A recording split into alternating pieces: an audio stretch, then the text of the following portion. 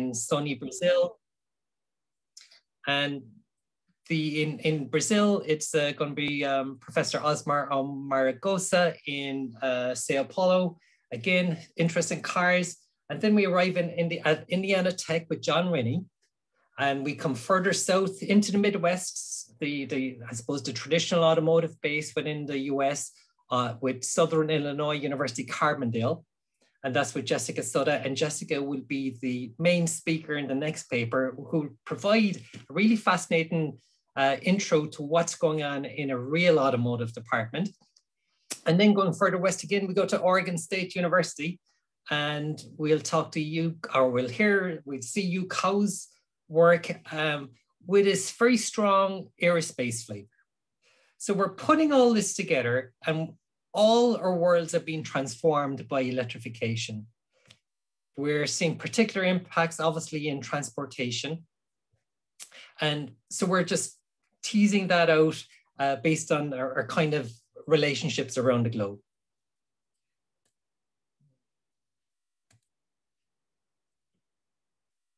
Yeah. So the motivations that we're all experiencing around the world.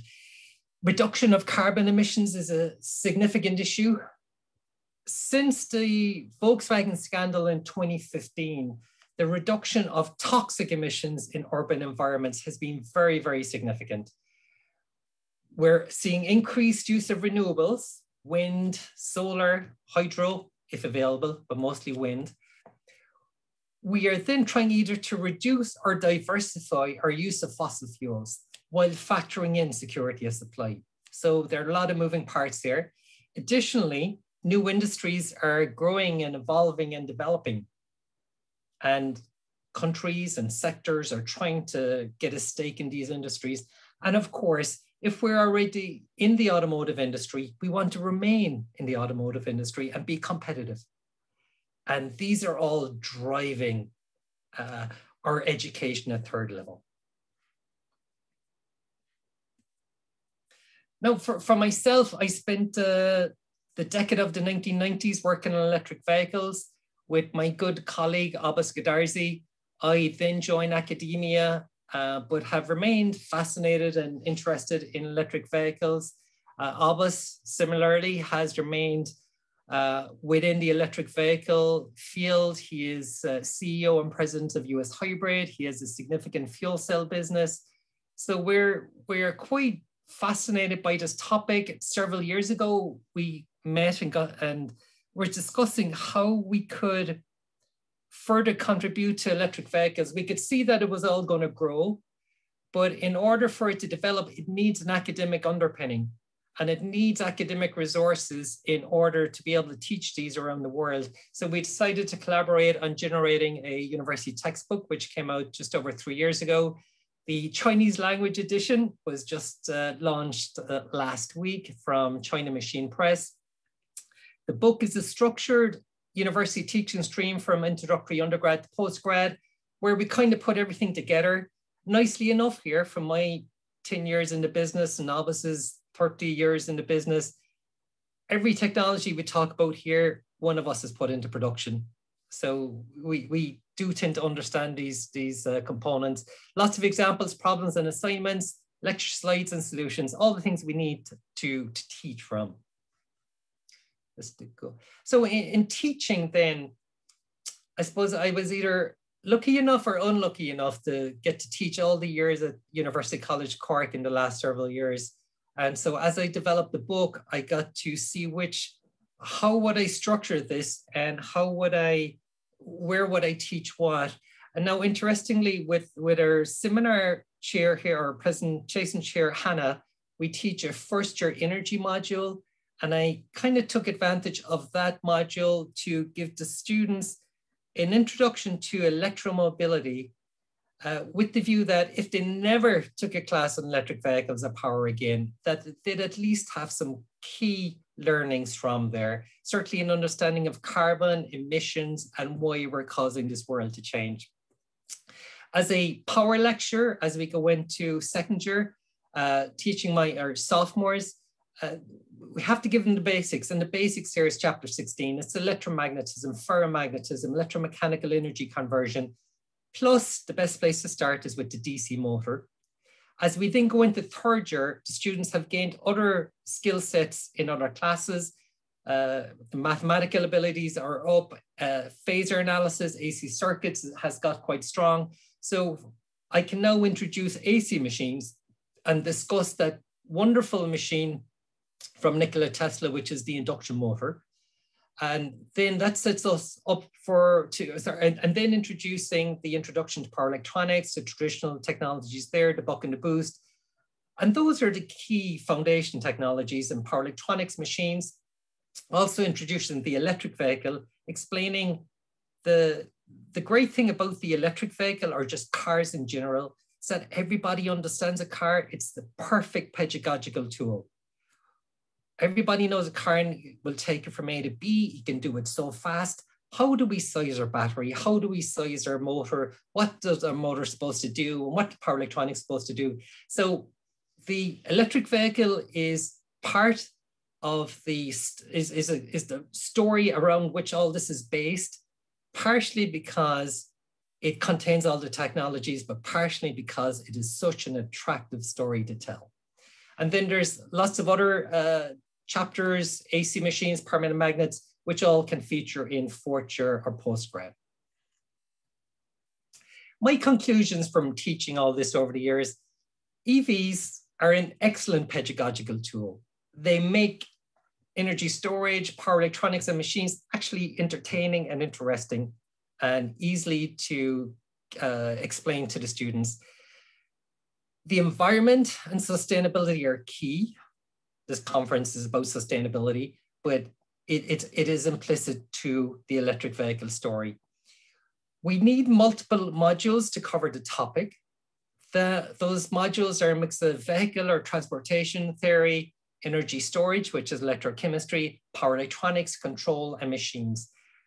And it's nice to put that together holistically and shows how everything interacts. It's easy to bring in software, say Simulink or MATLAB assignments, hardware to work in simple power electronics labs, and research assignments. Research this electric vehicle, use your Simulink coding to get your Volkswagen ID4 to do a full acceleration and show that it does so in several seconds. Finally, as other contributors to the papers have noted, this topic is very dynamic. It needs continuous updating, but it's also quite entertaining. We have Elon Musk just sitting out there and he gives us a new audience every day. The next contributor to the paper would be John Renie at Indiana Tech. So we're now in the industrial Midwest of the United States, very close to the heart of the automotive industry. John, interestingly here, is teaching a master's in energy, and he's using the book to teach it. But what I find interesting about what John is doing is that they really emphasize the chemistry part of the content. So there's a collaboration there with the Department of Chemistry. They do experiments with galvanic cells. They have a Hamden hydrogen fuel cell trainer. So a lot of hands-on knowledge gained about our electric vehicle technologies. And just to note from my own learning in writing the book, I think the technologies that I started to find most fascinating was just appreciating chemistry. So I enjoy that John is pushing the chemistry angle here. Next, we go to Professor Yuan at the Jilin University. And Professor Yuan and the discipline there takes a different approach. The electric vehicle education is integrated into existing courses. There's a strong emphasis on the energy and environmental impacts. They consider real-life driving and life cycle analysis. And then as they integrate in the new technologies, they can kind of contrast and compare, what are the characteristics of the internal combustion engine and how can that be easily compared to the electric motor. And what I found quite fascinating about Professor Yuan's work was also the use of in-class debate. And here we see some of the debate topics that come up at Jilin. Topic 1, the cost of the electric vehicle is high compared to conventional vehicles. Discuss. consider batteries and battery aging, maintenance and energy costs, subsidies and intangible costs. Topic number 2, the technical factors are the primary major barrier preventing the adoption of electric vehicles. Consider driving range and charging rate, range anxiety, immature markets. Oh, fascinating topics which go well beyond our simple calculations of power electronics, machines, and energy storage. They're kind of bringing the humanity and the application into the classroom. So a wonderful approach there, bringing in debate. And the key learnings and conclusions at Jilin is that with this rapid deployment and the multidisciplinary nature of the automotive industry, it has been quite challenging to integrate the emerging technologies into the classroom. But indeed, they've taken the approach that there's no need to create bespoke new modules, integrate them into the existing modules. And finally, that there's significant innovation required in order to achieve all of that and ensure that the students receive the proper knowledge and education in order to enter the various industries. Next, we travel to Oregon State University to Professor Yue Cao. The Oregon State University is, I suppose it's in Oregon, it's south of Seattle, which of course is at the heart of the US aerospace industry with Boeing. So there's a strong emphasis at ASU on aircraft and aerospace. Interestingly, it is one of the few high power schools on the West Coast of the United States. Being in the power business myself, the main schools there would tend to be in the Midwest and on the East Coast. So here we see a significant power group at Oregon State. Now, Professor Yu tends to use a lot of MATLAB and drive cycles. He works in the machines and looks at torque current efficiency maps in explaining the technologies. A lovely body of work on modeling of lithium-ion battery packs. So all very good projects. And then the use of Simulink and SimPower systems in order to get bring all this modeling together. And of course, here now we see one of the lab setups to have at Oregon State, and it's for a unmanned, flying, just a prop tester. So we're testing a propeller off a 3-phase motor. And of course, the drone technology and the urban air vehicle technology are also electric vehicles. They just happen to be flying, but it's still, we're going to use high-speed motors, power electronics, and lithium-ion batteries. So this is a great example of electromobility, and it's not just 4 wheels driving down the road. We then go to Beijing to Professor Yang, and there's been a massive explosion in rail technology in China. So if we go back in time, before 2000, there were only 3 cities in China equipped with metro. By the end of 2017, 34 cities in mainland China had opened urban rail transit with a total mileage of just over 5,000 kilometers.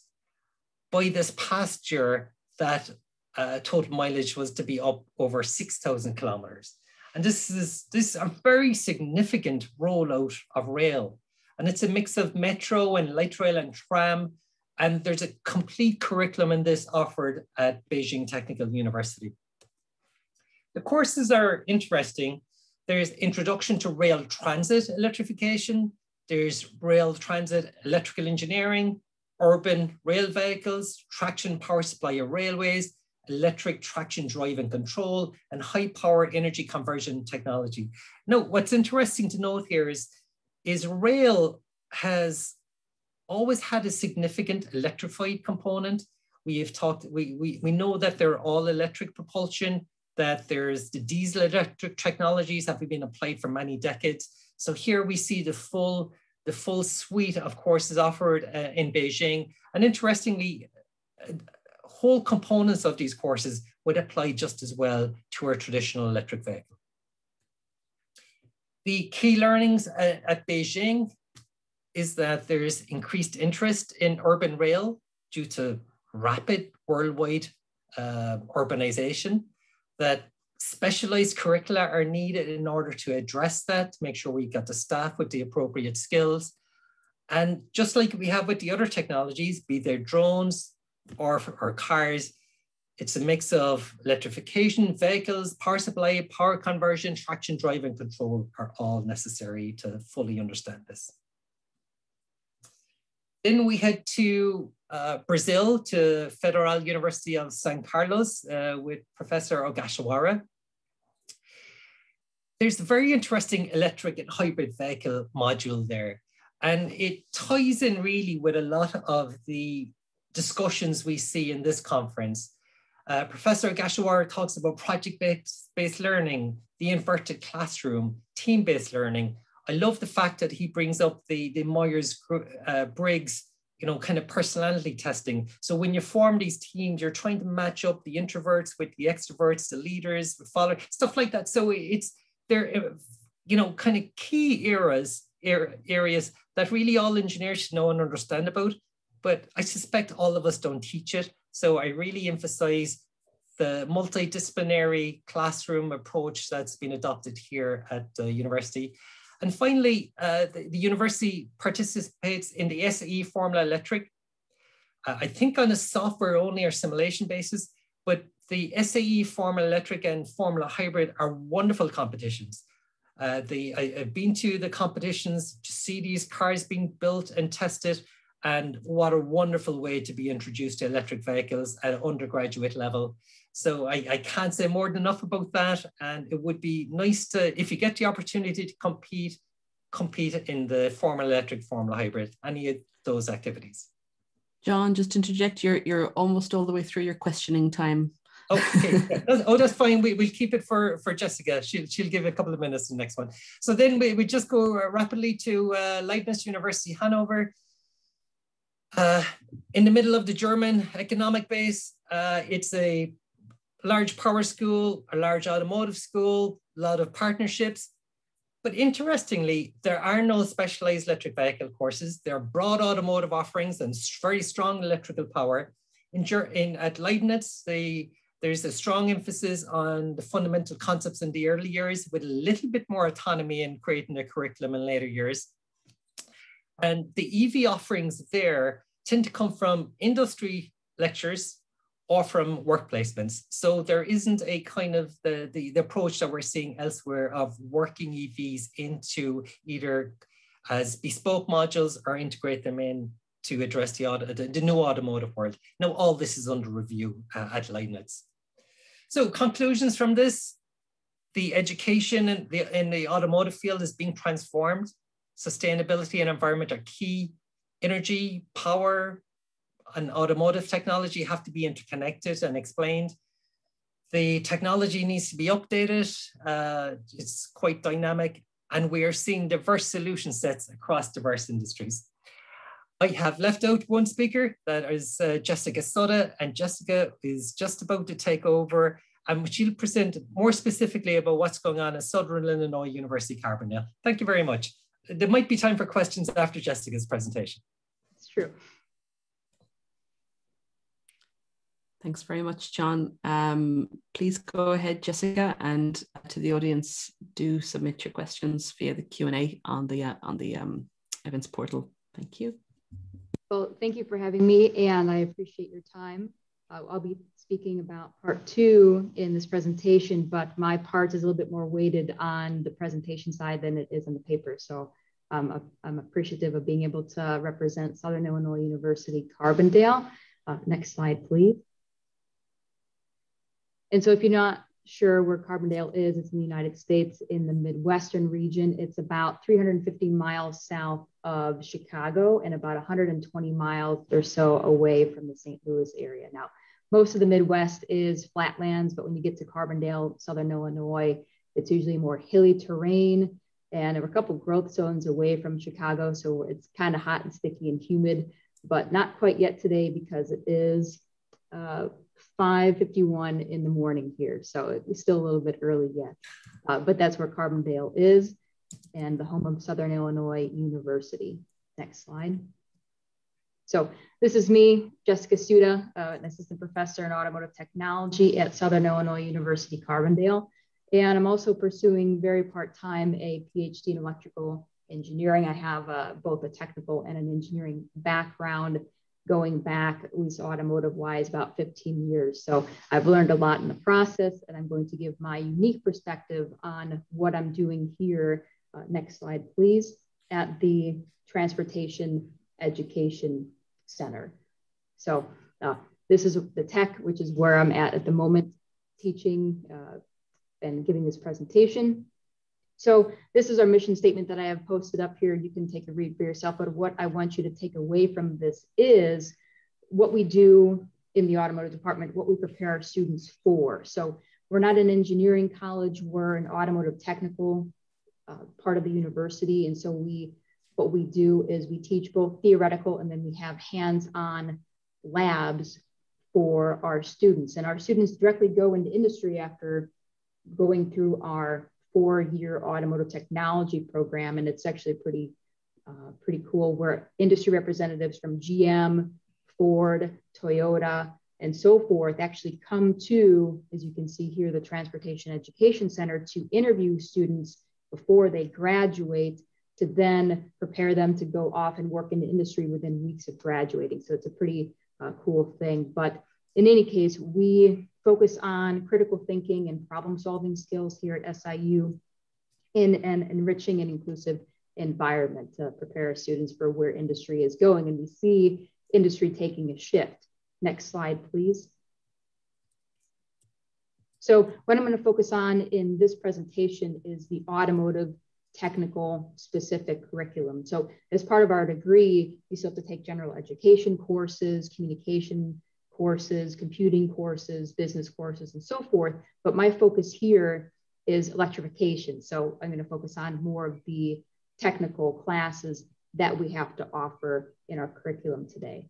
Next slide, please.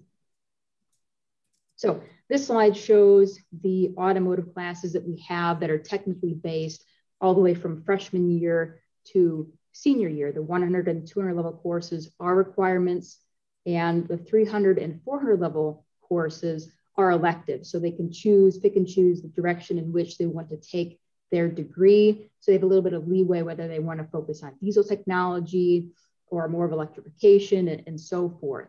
But there's a problem with this. And I'm not going to just pick on SIU automotive here. This is a problem for all schools across not only the country, but in the world, when it's going from a shift from the internal combustion engine vehicle to the electrified vehicle, whether it's that of a hybrid or a battery electric vehicle.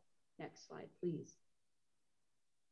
So what I have here, I've color coded some things. And again, I'm not picking on our department specifically, but what I foresee needing to change to accommodate for electrification in the upcoming years, because you see this huge shift in industry, companies investing billions of dollars in electrification and autonomous vehicles. And what I foresee in the future is those two terms synonymous with one another, because the ease of control of a battery electric vehicle is easier than that of the internal combustion engine vehicle. But in any case, I have highlighted in green here some classes that already accommodate for electrification. Now, this doesn't mean that we don't need to change anything as technology progresses, but we already do a fantastic job accommodating for what is already here as far as electrification goes.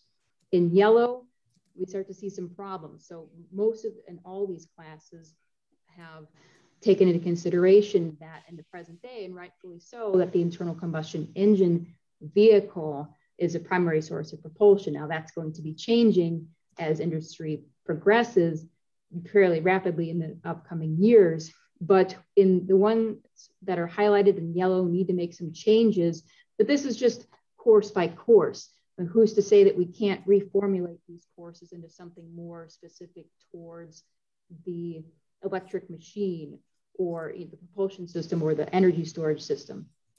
But then we get into what's highlighted in orange are some courses like internal combustion engine principles, diesel engine performance, and so forth, that as the internal combustion engine vehicle starts to be phased out, these classes will ultimately become obsolete, which is a problem because our automotive technical students, they learn about cooling systems in the 100 level internal combustion engine principles course. So how do we change and accommodate for electrification? Of course, there's one class in blue here that is our welding class that I don't think change is necessary. It's a nice skill set to have, but in any case, this is what I foresee needing to change in order to accommodate electrification in the future.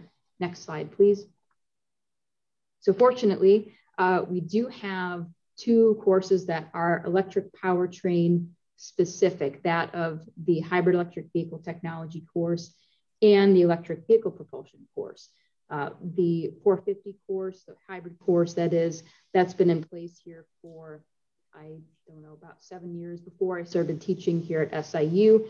And then the electric vehicle propulsion course, I'm excited to say that I developed from scratch and have been teaching it officially since fall of 2020. Next slide, please.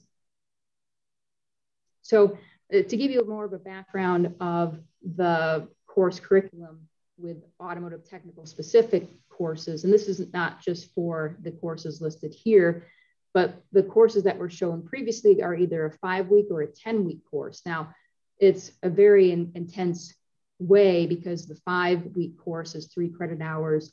The 10-week course is 6 credit hours. So we meet 4 days a week, 4 hours a day. So it's an hour of lecture and then 3 hours of lab. So they get the theoretical, and then we go out into the lab and expand on that with hands-on activities. So these are the two courses that are electric powertrain specific that I have enjoyed teaching in the more recent past. Next slide, please. And so what I'm going to be showing you, I hope I have a little bit of time, and I'm sure I'll be short on time here. I wish I could elaborate on these guys more, but I'm showing you some pictures that we had taken about maybe 6 weeks ago or so when we had a media day. My students had set up their favorite lab that they learned throughout the entire semester, and they were showcasing this for the university's media that came out, and I was fortunate enough to be able to use some of the pictures that were taken. But the mindset of these students really has changed with this class, which I'm particularly excited about, because in the past I've seen some enthusiasts, you know, a couple here and there in a class, but these guys know where industry is going. So they ate everything up and just have enjoyed not only learning new material, but also getting to work with high voltage and these vehicles in our lab. So next slide, please. So before we even start working with the high voltage gloves that you see pictured here, we have to understand not only the components that exist within the propulsion system and the energy storage system, but also the safety circuitry that's involved to protect, at least in some sense, the technician from being electrocuted. And then also, of course, the safety equipment that they have to wear and be mindful of when they are actually working on these vehicles. So it's more than just, you know, taking a part off and replacing it. We're understanding the theoretical behind everything. We're understanding the interconnectivity between components. And then also after that, we get to play around a little bit and perform some diagnostics and see, you know, what could go wrong, what is wrong, how do you know, how do you remedy it? So next slide, please. So it's pretty exciting here. So, and note that our automotive department's fairly large. We have about 300 automotive technology students at between 260, 300, depending on the semester. And it's been affected a little bit by COVID, of course. But in any case, within our department, we have about 120 lab vehicles, but only maybe 10 or so are either hybrid or battery electric vehicles. So we are appreciative of those vehicles in our fleet, as well as the safety equipment and testing equipment. Next slide, please. So this is just a couple more pictures. I hope I'm not running out of time yet, but just to show you that we have a relatively large lab space that we have the ability to play around with. We have lifts in our labs, we have oscilloscopes, other testing equipment, and so forth. Next slide, please. And again, we're focusing on diagnostics here. So we are, not just taking things apart, but we're trying to determine the state of health of these components as well, to then, help them understand the thorough workings of an electrified vehicle in a safe way. Next slide, please. Okay, so looking forward, of course, we have to make some modifications to our curriculum, not, of course, just here at SIU, but across the United States and all over the world. So we see industry making a huge shift, and we have to accommodate for that. Industry investing billions of dollars into electrification and autonomous vehicle technology. We see industry popping up these different entities within the United States. There's a company, Rivian, that is going to be selling electric vehicles in central Illinois, a couple hundred miles away or so from here, that will be in direct competition with Tesla. Additionally, I'm excited to hear, and we'll have to see what happens, but President Biden has proposed an infrastructure plan here in the United States that would like to install about 500,000 charging stations within the United States. So that's going to interconnect every pocket of the United States. So there's no longer going to be range problems or range anxiety. And with that being said, we have battery technology that now has the capability of allowing a battery electric to have 400 miles range on one charge. So this is exciting stuff here, but we have to look forward. But next slide. We have to learn from our past. What's now hasn't always been, and what is now won't always be. So if we think 100 years ago, how, if we were to talk to somebody that was alive 100 years ago, that crazy idea of this flammable liquid that would be available to you at low cost every 10 miles or so, unless somebody hacks your pipeline for that matter. But in any case, you are not worried about a fuel shortage. And that would sound absolutely crazy. So why, it just blows me away why it's such an unfathomable thing to think about charging stations across the country in the same manner. And we have the technology and electrification within our homes. So my last comment here, you're probably wondering why I have this vehicle shown on this last slide. And you're probably thinking it's an internal combustion engine vehicle, but it's not. It's part of our history. It's one of 100 made. This is an electric vehicle from 1991, and only 3 left in existence that our department has. And I orchestrated the transfer between our department and our university's museum. But this shouldn't be part of our past. This shouldn't be in a museum, but we're seeing an industry shift, and we have to understand what we did in the past that maybe wasn't the best course of action, and then make corrective action for a better future. So next slide. So thank you. If you have any questions afterwards, feel free to email me, and I appreciate your time on this, and I'll be free to take questions if we have time at the moment. Wonderful. Thank you very much, Jessica, and thank you, John. Thank you. That was great and perfectly on time. I have a few questions myself. If anyone in the audience listening, we've various people listening, please do ask questions on the Eventsair website. But I wanted to ask 2 questions, I think, to both of you, really. The first is, I suppose, the challenge of keeping a curriculum up to date. I teach sustainable energy policy, sustainable development, and energy modeling. And I would love to develop a textbook as John has, but I would, I suppose, be wary of even the last 5 years. Things have changed so rapidly. I suppose, John, in developing your textbook, what's been your experience with that? Is it, I guess there's a lot of theoretical components that stay over time, but do you see challenges with keeping the curriculum up to date? Oh yeah,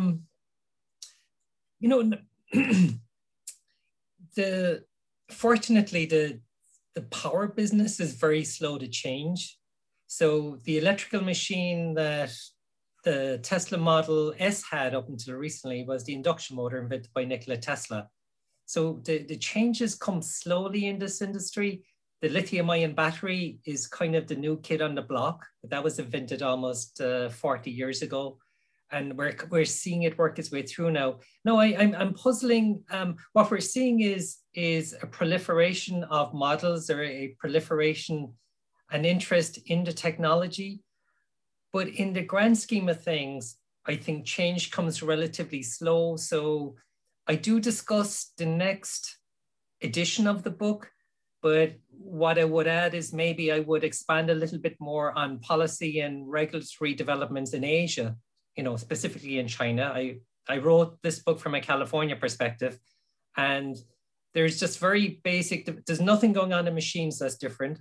So looking at just a small bit in technology, but it's really, see if I can find out more about batteries. But I don't see much changing in the next number of, in the next decade, strangely enough, other than we're refining and getting better. But I let Jessica, also on writing a book, oh man, hours, geez, when I think about it, my mother had dementia. I would have to spend hours on the weekend, just sitting there. So a lot comes down to where you are in your life. Sometimes you just got the time to sit there. Yeah.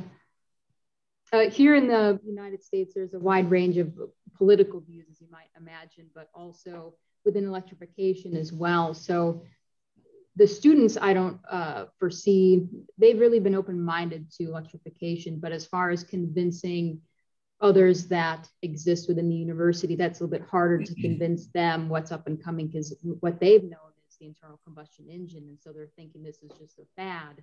But I think in the last 2 years, it's really made this dramatic shift where it's opening up the eyes of possibility. It's no longer a compromise to purchase a battery electric when you're getting 400 miles of range on one charge. And these are larger vehicles instead of something relatively small like a Nissan Leaf. So we're seeing the possibilities, and with these possibilities, that's opening up everybody's mind. So hopefully the curriculum changes will come a little bit easier. But the last couple of years have been hard to convince upper admin about what's necessary, for sure. Yeah, the change really does come from the top, and we're seeing in Ireland very, very ambitious decarbonisation targets to 2030. So it's great, I suppose, that John has developed the capacity, which of our students over the last number of decades. So we have one question coming in from the portal from Priptap Singh, who says, great presentations. For Jessica's question, how is the balance between theory and practice? So we cover 1 hour of theoretical lecture within a 4-hour class period. So then what we do, and this is what I do with all my technical classes that I'm not only teaching now, but in the past, but we then expand on those ideas with the theoretical and focus on actually working with them in the lab, seeing them physically, having components that are out of the vehicle that are safe to use, and take them apart. And then you start operating with the components on vehicle, and then you become familiar with it. And then you're able to perform diagnostics and then look for other things that you wouldn't wise other in just a theoretical lecture. So I enjoy it very much. Sounds like a nice balance. Yeah. Great. Okay, I'm going to call these two sessions to, these two parts of our session to a close.